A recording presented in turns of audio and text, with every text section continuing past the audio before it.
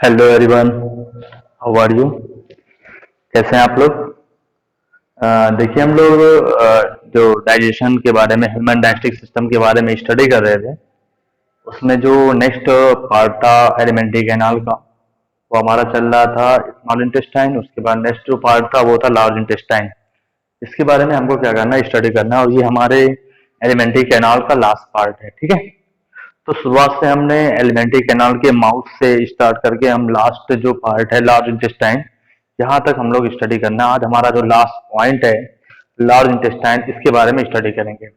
और उसके बारे में बाद में आपको हो सकता है फिगर से भी समझा दूं। अगर आपको फिगर डाइजेशन का, ह्यूमन डाइजेशन सिस्टम का फिगर नहीं समझ में आता है तो आप क्या करेंगे, उसको क्वेश्चन पूछ सकते हैं, उससे मैं आपको फिगर से भी समझा सकता हूँ। ठीक है, तो ये देखिए ह्यूमन का जो लार्ज इंटेस्टाइन होती है, नाम तो लार्ज इंटेस्टाइन है, लेकिन ये असल में लार्ज होती कैसे है, इसको लार्ज क्यों कहते हैं?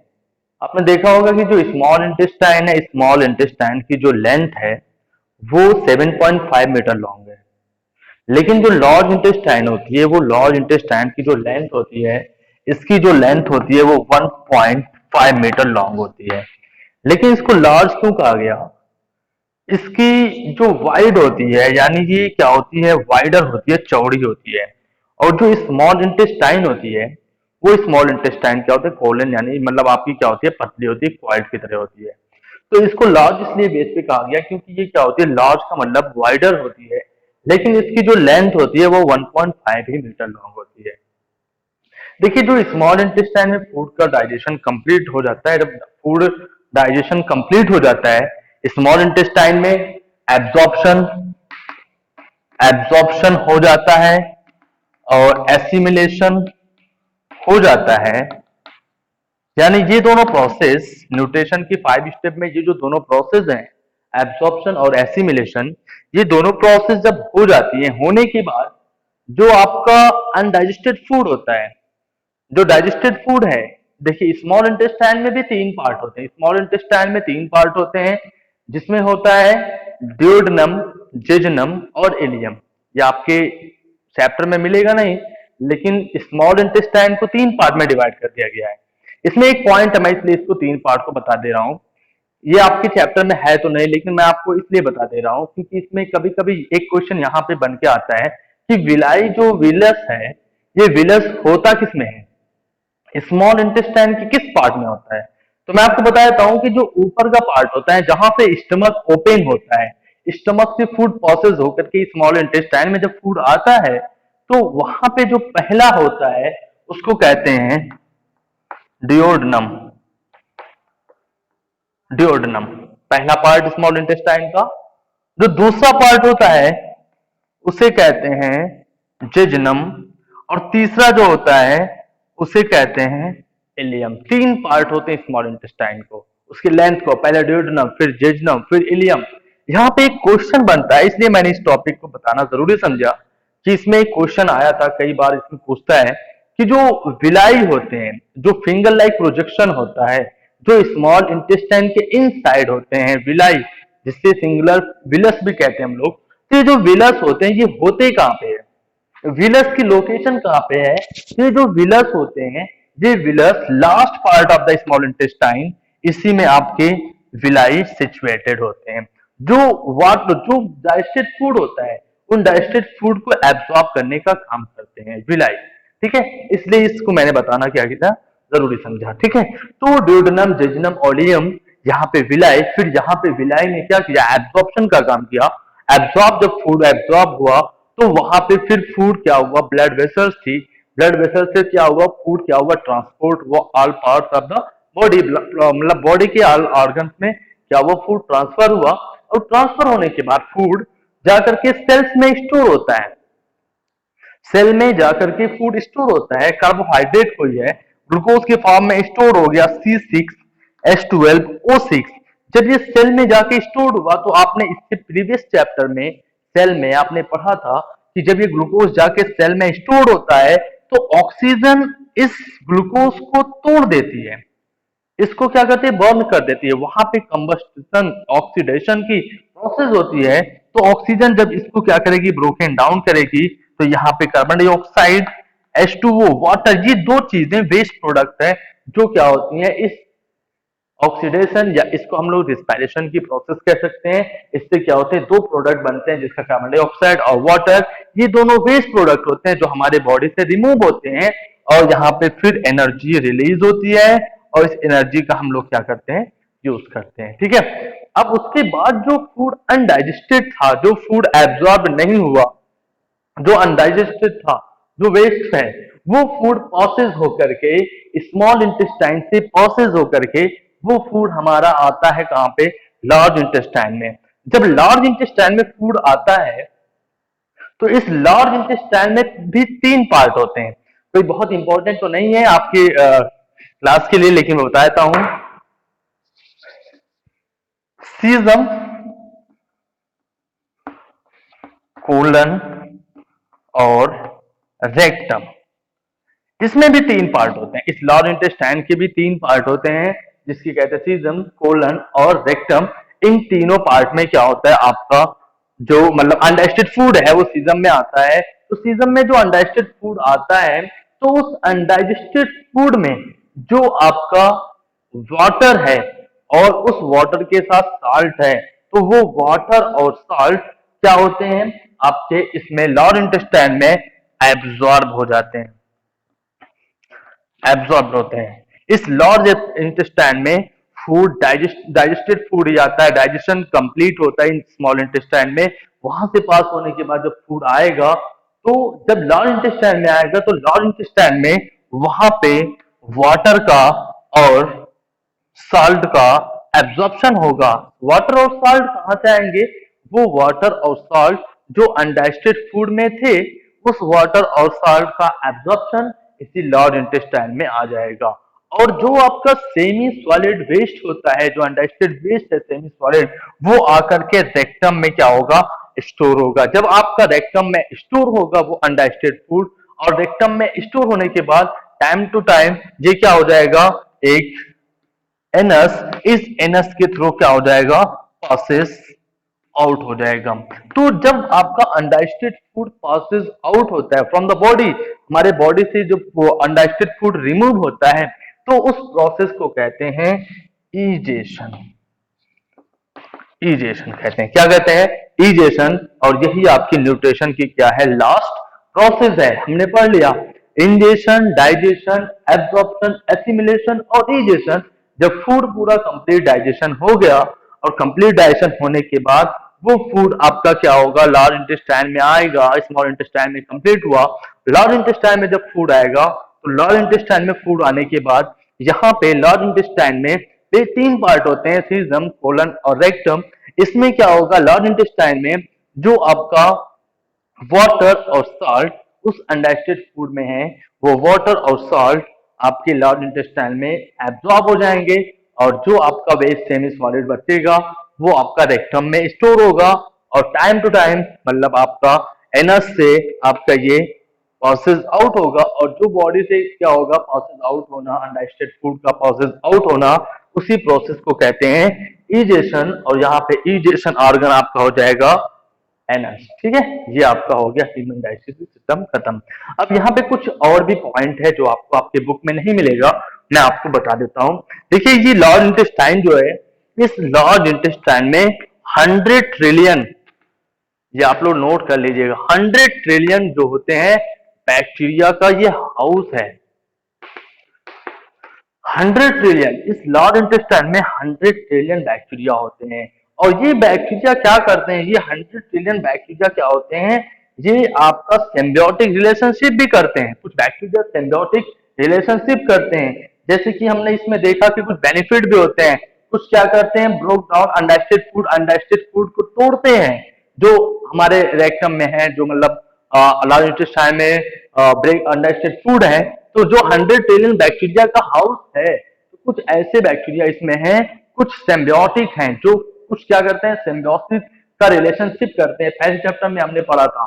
तो इसमें 100 ट्रिलियन बैक्टीरिया में कुछ ऐसे बैक्टीरिया हैं जो क्या करते हैं, फूड को ब्रोकन डाउन करते हैं, और कुछ ऐसे बैक्टीरिया हैं जो न्यूट्रलाइजेशन का काम करते हैं। और कुछ ऐसे बैक्टीरिया है जो मैंने बताया सिम्बायोटिक का काम करेंगे। इसमें एक बैक्टीरिया है ई कोली, एरिस्टिया कोली बैक्टीरिया। ये एरिस्टिया कोली बैक्टीरिया क्या करता है, इस लॉर्ज इंटेस्टाइन से अपने फूड को क्या करता है, टेक करता है। और जब फूड को ये टेक करता है तो इस लॉर्ज इंटेस्टाइन के लिए एक विटामिन का फॉर्मेशन करता है।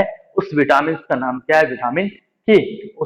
उस विटामिन का फॉर्मेशन करता है जिसका नाम है विटामिन के। और ये विटामिन के रिक्वायर्ड होती है हमारे ब्लड को क्लॉटिंग करने में, क्या करती है, हेल्प करती है। और कुछ ऐसे बैक्टीरिया होते हैं जो हमारे इम्यून सिस्टम को क्या करते हैं, स्ट्रॉन्ग करते हैं। ठीक है, तो ये आपका जो लार्ज इंटेस्टाइन है, इस लार्ज इंटेस्टाइन में ये एक ऐसा हाउस है जिसमें 100 ट्रिलियन क्या होते हैं, बैक्टीरिया होते हैं। और ये 100 ट्रिलियन बैक्टीरिया समझ लीजिए ये लार्ज इंटेस्टाइन उनका घर है। और इसमें कुछ ऐसे बैक्टीरिया हैं जो आपका क्या करते हैं, सिम्बियोटिक रिलेशनशिप करते हैं, कुछ अनडाइजेस्टेड फूड को ब्रेक डाउन करते हैं।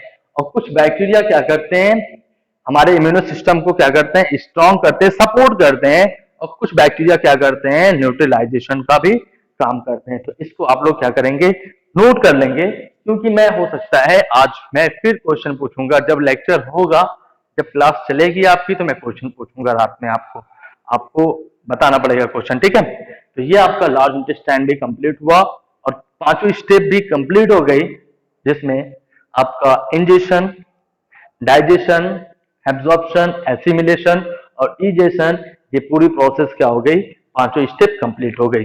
अब आप लोग फिगर नंबर जो आपके बुक में है, फिगर नंबर 2 है ह्यूमन डाइजेस्टिक सिस्टम, इसको देखिएगा। इसमें अगर आपको कोई प्रॉब्लम है तो आप क्या करें, कमेंट करें या आप फिर सेंड करें मुझे, तो मैं आपको पूरा क्लियर भी कर सकता हूँ। और आपको फिर अगर आपको मतलब जरूरत पड़ी कि हमें फिगर पूरा बना के समझाना है, तो मैं उसको भी फिगर बना के भी समझा दूंगा आपको। ठीक है, अगर ऐसी जरूरत पड़ती है तो हम समझा देंगे।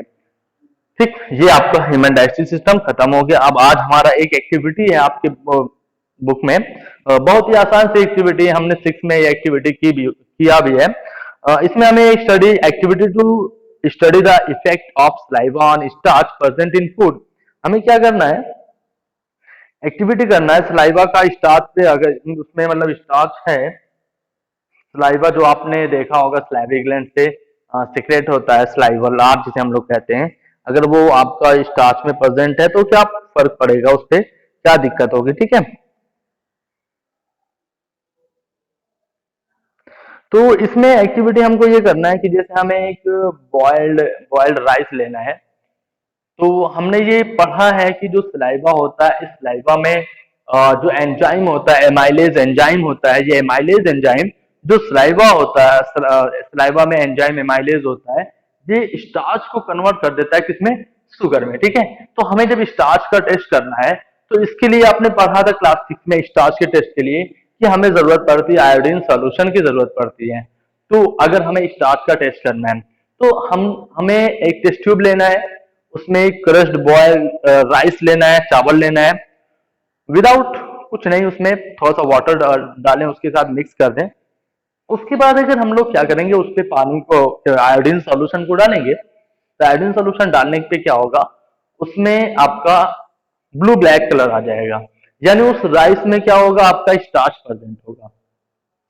लेकिन दूसरा एग्जांपल ये है कि अगर उसी चावल, दूसरा टेस्ट ट्यूब लें और उसमें भी क्रश्ड बॉइल्ड राइस डालें और उसके साथ साथ हम उसमें सलाइवा मिक्स कर दें, क्या मिक्स कर दें, सलाइवा मिक्स कर दें, हमें अपनी लार को मिक्स करना है। ठीक है, आप लोग कर लीजिएगा, आपको आयोडीन सोल्यूशन मिल जाएगा स्कूल से।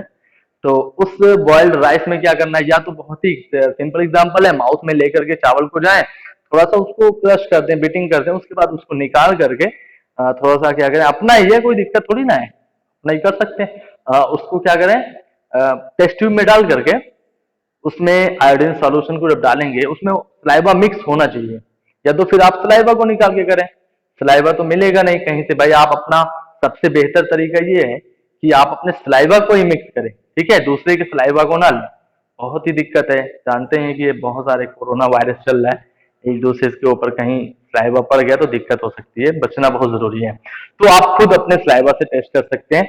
जब उसमें आप सलाइवा को ऐड कर लेंगे तो सलाइवा का, आपने जाना कि सलाइवा में एमाइलेज जो एंजाइम होता है वो स्टार्च को कन्वर्ट कर देता है ग्लूकोज में। तो फिर उसके बाद जब आप उसमें आयोडीन सॉल्यूशन को ऐड करेंगे, तो वो आयोडीन सॉल्यूशन क्या होगा, आपका iodine solution this can not turn the blue और ब्लैक कलर, तो वो उस बॉइल्ड राइस को टर्न नहीं करेगा ब्लू ब्लैक कलर में, ठीक है। तो इसका मतलब ये होता है कि जिस फूड में जो मतलब कोई भी कार्बोहाइड्रेट या स्टार्च वाला फूड है, उसमें अगर स्लाइवा मिक्स हो गया, तो स्लाइवा ने स्टार्च को सिंपलर फॉर्म शुगर या ग्लूकोज में क्या किया है, कन्वर्ट कर दिया है। इसलिए वहां पे हम जब टेस्ट कर रहे हैं स्टार्च का, तो वो टेस्ट क्या हो रहा है, आपका क्लियर नहीं हो रहा है, ठीक है। तो ये एक्टिविटी आपकी फिगर नंबर 3 है, इसको आप लोग करके देखें। अगर नहीं आता है तो इसको हम भी कर देंगे, क्या करना है, हम अपने स्लाइवा से आपको क्या करेंगे, कर देंगे, ठीक है। एक और टॉपिक आती है, why do we get hiccups. Hiccups का मतलब होता है हिचकी। जैसे कभी हम लोग क्या करते हैं कि हमारे यहाँ पे हम लोग देखते हैं कि दो पाइप है, एक तो फूड पाइप है और एक क्या है आपका विंड पाइप है, फूड पाइप और विंड पाइप। जो फूड पाइप है वो माउथ से अटैच है और जा करके हमारे स्टमक इसोफेगस स्टमक से अटैच है, और जो हमारा विंड पाइप है जिसे हम ट्रैकिया कहते हैं, ये हमारे नोज से अटैच होकर के हमारे लंग्स में अटैच है, ठीक है। तो ये हिकअप्स कैसे होती है, अभी कभी भी आप देखें तो साइंस में भी ये होता है, और हमें हम अपने इस्लामिक तरीके से भी देखें तो ये होता है कि हमें आसानी के साथ बैठ करके एकदम आराम से क्या करना है, खाने को क्या करना है, एकदम से चबा चबा के खाना है, ठीक है। तो कुछ लोग क्या होते हैं, बहुत ही जल्दी में स्कूल आना हुआ, लेट हो रही है, तो वो लोग जल्दी जल्दी क्या करते हैं, खाना क्या करते हैं, खड़े खड़े या जल्दी जल्दी में खाना शुरू कर दिए। तो कभी कभी ये होता है कि उनको उनके मतलब फंस जाता है खाना, उनके इसोफेगस के बजाय ना जा करके वो ट्रैचिया में जाता है, और खाना क्या होता है, फंस जाता है। उसके बाद उसको बहुत ज्यादा वोमिटिंग भी कभी कभी होती है, और ये फिर नोज से पानी वगैरह भी आते हैं। तो वो कभी जब कफिंग करता है तो वो जो चावल था या रोटी वगैरह थी फंसी थी, वो वापस आती है और हिचकी भी आने लगती है। तो हम लोग कहते हैं कि थोड़ा पानी पी लो, ये या कर लो, कुछ खा पी लो, तो इसी को कहते हैं हिकअप।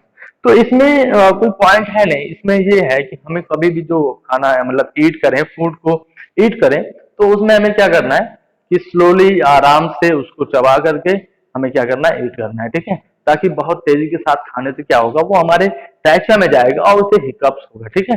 तो इसी को कहते हैं हिकअप्स। क्यों आती है, जब हम लोग बहुत तेजी के साथ क्या करेंगे, खाने को ईट करेंगे बहुत तेजी के साथ, बहुत, या फिर आप रनिंग करके आ रहे हैं, बहुत तेजी के साथ दौड़ करके आ रहे हैं, तो दौड़ करके भी आएंगे और अचानक खाना शुरू करेंगे, तो इस कंडीशन में भी क्या होता है, हिकअप्स आ जाती है, ठीक है। अब नेक्स्ट जो टॉपिक है, नेक्स्ट लेक्चर में हम स्टार्ट करने वाले हैं टीथ के बारे में, ठीक है।